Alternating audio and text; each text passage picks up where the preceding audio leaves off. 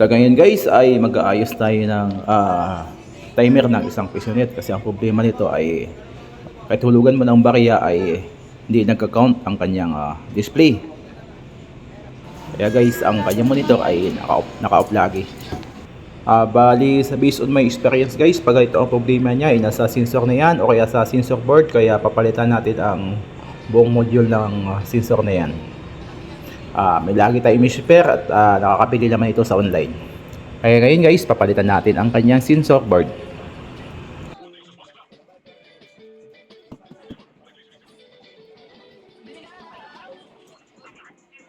At ito yung kanyang sensor guys, at papalitan natin ng bago. At ito yung ating ipapalit guys. Mura lang ito sa online, nasa 50 lang yata ang bili ko nito.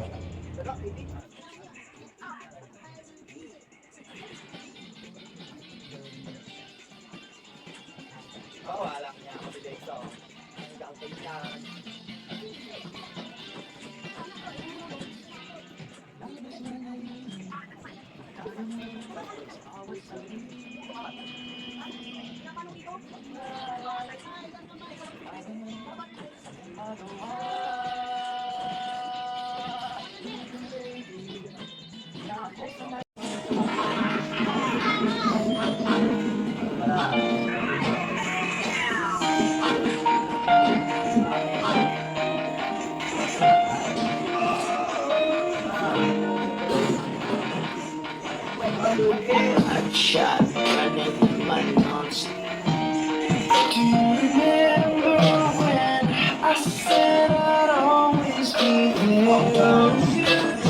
Ever since we were 10, baby, when we were out by the fire,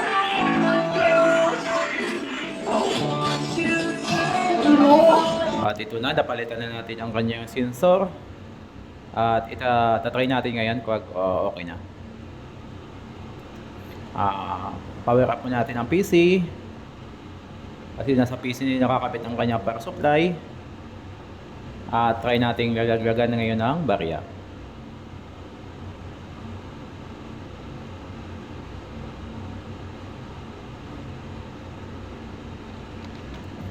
Okay, gumana ng kanyang timer display. At bumukas na rin ang ating monitor.